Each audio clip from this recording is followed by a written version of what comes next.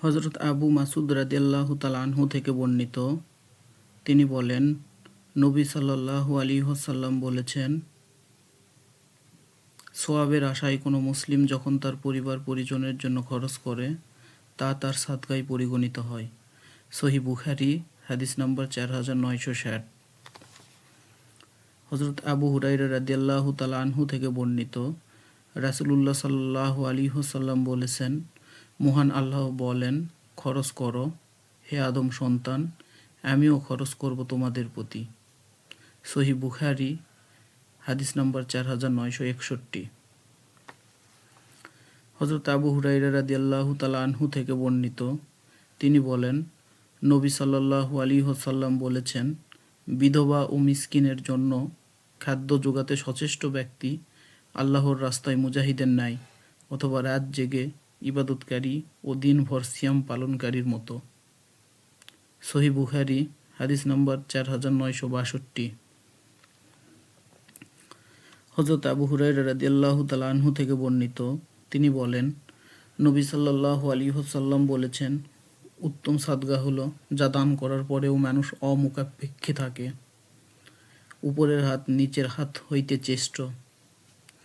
যাদের ভরণ পোষণ তোমার জিম্মায় তাদের আগে দাও, কেননা স্ত্রী বলবে, আমাকে খাবার দাও, নতুবা তালাক দাও। গোলাম বলবে, খাবার দাও ও কাজ দাও। ছেলে বলবে, আমাকে খাবার দাও, তুমি কার কাছে রেখে যাচ্ছ? সহিহ বুখারী, হাদিস নম্বর 4964।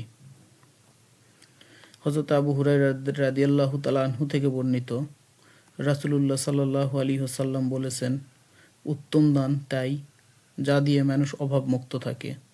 যাদের ভরণ পোষণ তোমার দায়িত্বে, তুমি আগে তাদের কাছ থেকে আরম্ভ করো। সহিহ বুখারী, হাদিস নম্বর 4965। হযরত আয়েশা রাদিয়াল্লাহু তাআলা আনহা থেকে বর্ণিত, তিনি বলেন, হিন্দা বিনতে উতবা রাদিয়াল্লাহু তাআলা আনহা এসে বলেন, ইয়া রাসূলুল্লাহ সাল্লাল্লাহু আলাইহি ওয়াসাল্লাম, আবু সুফিয়ান কঠিন লোক, আমি যদি তার মাল থেকে পরিবারের জন্য কাউকে কিছু খরচ করি তাহলে কি আমার গুনাহ হবে? তিনি বললেন, না, সঙ্গতভাবে ব্যয় করবে।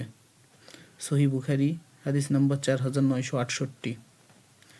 হযরত আবু হুরায়রা রাদিয়াল্লাহু তাআলা আনহু থেকে বর্ণিত, নবী সাল্লাল্লাহু আলাইহি ওয়াসাল্লাম বলেছেন, যদি কোনো মহিলা স্বামীর উপার্জন থেকে বিনা হুকুমে দান করে তবে তার অর্ধেক সওয়াব পাবে।